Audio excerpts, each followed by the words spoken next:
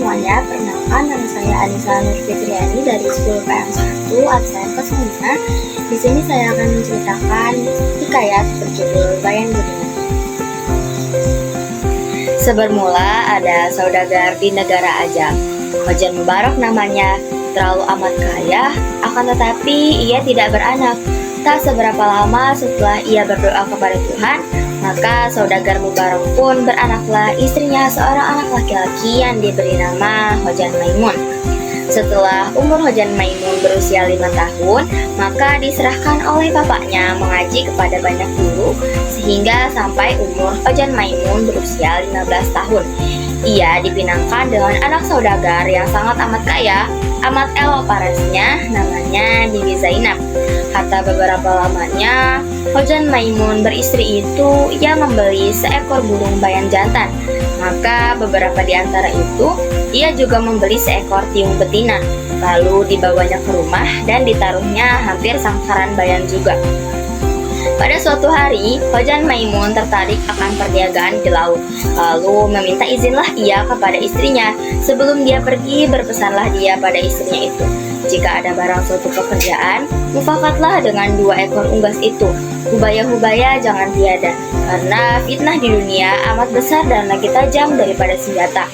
Hatta beberapa lama ditinggal suaminya, ada anak Raja Ajam berkuda, lalu melihat rupa Bibi Zainab yang terlalu elok.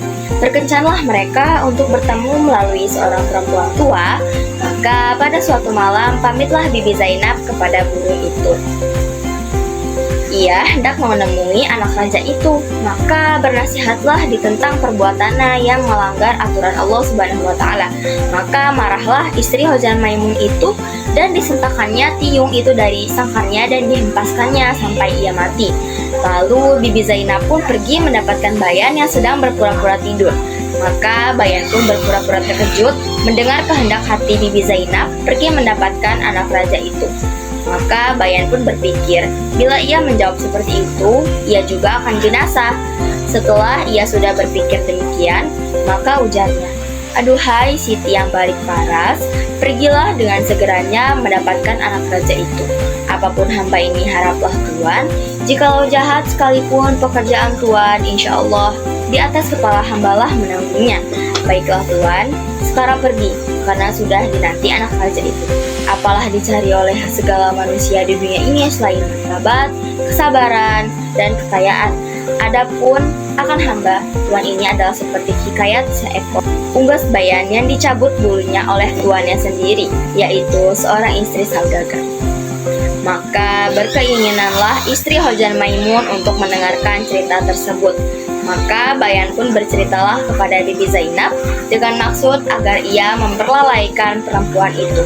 Hatta setiap malam, Bibi Zainab yang selalu ingin mendapatkan anak raja itu dan setiap berpamitan dengan Bayan, maka diberilah ia cerita-cerita hingga sampai 24 kisah dan 24 malam.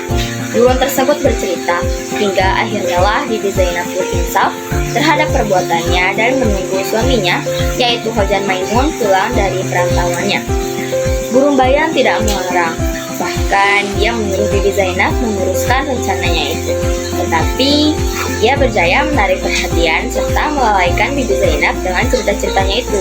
Bibi Zainab terpaksa menangguh dari suatu malam ke satu malam pertemuannya dengan putra raja. Begitulah seterusnya sehingga Hojan Maimun pulang dari pelayarannya. Bayan yang bijak bukan sahaja dapat menyelamatkan nyawanya, tapi juga dapat menyekat istri tuannya daripada menjadi istri yang curang. Dia juga dapat menjaga nama baik tuannya serta menyelamatkan rumah tangga tuannya. Antara cerita Bayan itu ialah mengenai seekor Bayan yang mempunyai 3 ekor anak yang masih kecil. Ibu Bayan itu menasihatkan anak-anaknya supaya jangan berkawan dengan anak cepolai yang tinggal berhampiran. Ibu Bayan telah bercerita kepada anak-anaknya tentang seekor anak kera yang bersahabat dengan seorang anak saudagar. Pada suatu hari mereka berselisih paham. Anak saudagar mendapat luka di tangannya. Luka tersebut tidak sembuh, melainkan diobati dengan hati kera. Maka saudagar itu pun menangkap dan membunuh anak kera itu untuk mengobati anaknya. Sekian cerita yang dapat saya sampaikan, kurang dan lebihnya mohon dimaafkan. Wassalamualaikum warahmatullahi wabarakatuh. Thanks for watching.